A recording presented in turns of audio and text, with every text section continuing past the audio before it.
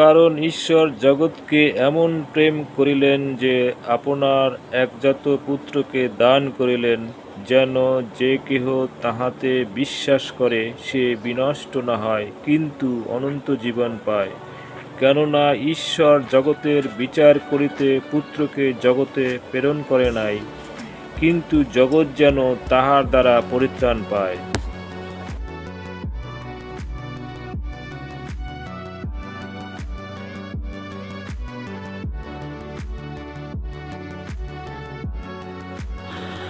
জয় যিশু।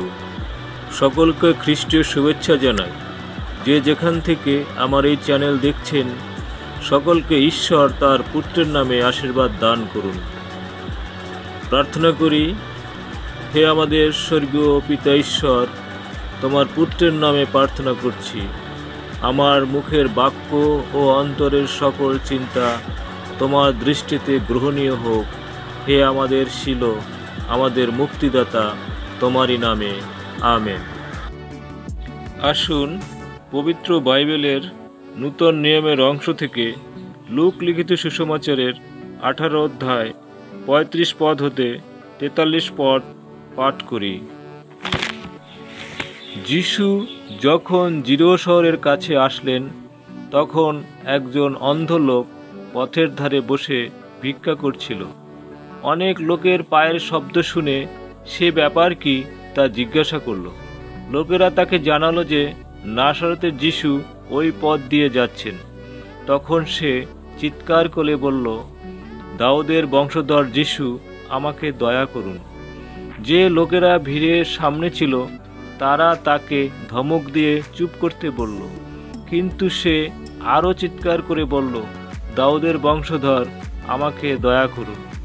যিশু থামলেন এবং সেই অন্ধকে তার কাছে আনতে বললেন।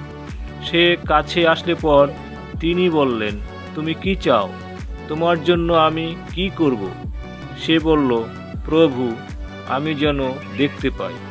যিশু তাকে বললেন, আচ্ছা, তাই হোক, তুমি বিশ্বাস করেছ বলে ভালো হয়েছ।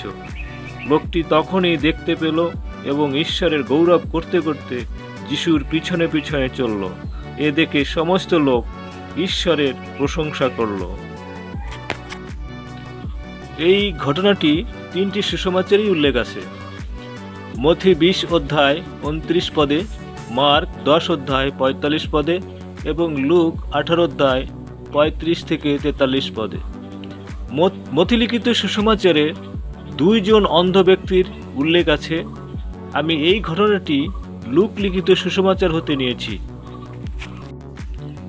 বাইবেলে আমরা পড়েছি, যিশু যখন জিরিহো শহরের কাছে আসলেন, তখন একজন অন্ধ লোক পথের ধারে বা পাশে বসে ভিক্ষা করছিল। তার নাম বর্তিময়। তার বাবার নাম তিময়। তার পেশা ভিক্ষা করা। দরিদ্র, অতি দরিদ্র শ্রেণীর লোক। সারাদিন ভিক্ষা করে যা পেত তা দিয়েই সে চলত। হয়তো তার পরিবারের অন্যদেরও চালাতো। তার সামাজিক কোনো উচ্চ পদ মর্যাদা ছিল না। সে ছিল দীনহীন, দরিদ্র, কাঙ্গাল। তার টাকা ছিল না, ধন দৌলত ছিল না, ধনী বা বড়লোক ছিল না, মর্যাদাবান ব্যক্তি ছিল না। তিনি ছলনাময়ী ছিল না, প্রতারণা প্রবঞ্চনা ছিল না। তার যেটা ছিল, বিশুদ্ধ অন্তঃকরণ, বিশুদ্ধ হৃদয়, যা আমাদের নাই। যা তার ছিল তা দেখতে পাওয়া আকাঙ্ক্ষা ছিল। তার কোনো সহায় সম্বল ছিল না যা দ্বারা সে ভালো হতে পারে। যখন সে সেই পথের অনেক লোকের হাঁটার শব্দ শুনল, তখন লোকদের জিজ্ঞাসা করল, কি হচ্ছে? কারণ কোনো খারাপ কিছু হলে তাকেও পথ থেকে সরে পড়তে হবে। লোকেরা বলল, নাসরতের যিশু এই পথ দিয়ে যাচ্ছেন। হয়তো সে আগের থেকে শুনেছে নাসরতের যিশু দাউদের বংশধর, অনেক অলৌকিক কাজ করে। আমি যদি তার কাছে যেতে পারি তাহলে আমিও দেখতে পাব। এটা তার বিশ্বাস। তখন সে চিৎকার করে বলল, দাউদের বংশধর যিশু, আমাকে দয়া করুন। লোকেরা তাকে থামাতে চাইল, চুপ কর চুপ কর বলতে লাগলো, কিন্তু সে আরো জোরে চিৎকার করে বলতে লাগলো, নাসরতের যিশু, দাউদ সন্তান, আমার প্রতি দয়া করুন। যিশু থেমে গেলেন, তাকে কাছে ডাকলেন, বললেন, তুমি কি চাও? তোমার জন্য আমি কি করব? সে বলল, প্রভু, আমি যেন দেখতে পাই। যিশু তাকে বললেন, আচ্ছা, তাই হোক, তুমি বিশ্বাস করেছো বলে ভালো হয়েছ। লোকটি তখনই দেখতে পেল। যিশুর পর্বতের দত্ত উপদেশে বলেছেন, ধন্য যাহারা আত্মাতে দীনহীন, কারণ স্বর্গরাজ্য তাহাদেরই। 8 পদে, ধন্য যাহারা নির্মলান্তঃকরণ, কারণ তাহারা ঈশ্বরের দর্শন পাইবে। বাস্তবিক অন্ধবর্তিময় ঈশ্বরের দর্শন পেলেন। প্রিয় বিশ্বাসী বর্গ, আমরা যখন ঈশ্বরের বিশ্বাস বিষয়ে জানতে চাই, কথা বলতে চাই, ঈশ্বরের কাছে যেতে চাই, তখন বাইরের কিছু লোক এসে আমাদের ধমক দেয়, থামাতে চায়, চুপ করো বলে চিৎকার করে। কিন্তু যিশু আপনার জন্য, আমার জন্য দাঁড়িয়ে যান। যিশু বলেন, আমি তোমার জন্য কি করব? কি চাও আমার কাছে?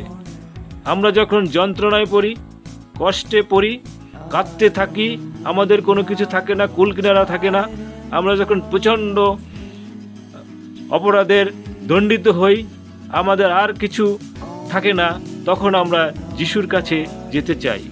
তখন কিছু লোক আমাদের থামিয়ে দেয়। যিশু আপনার আমার যন্ত্রণা তুলে নেবার জন্য আজও দাঁড়িয়ে আছে। আসুন তার কাছে।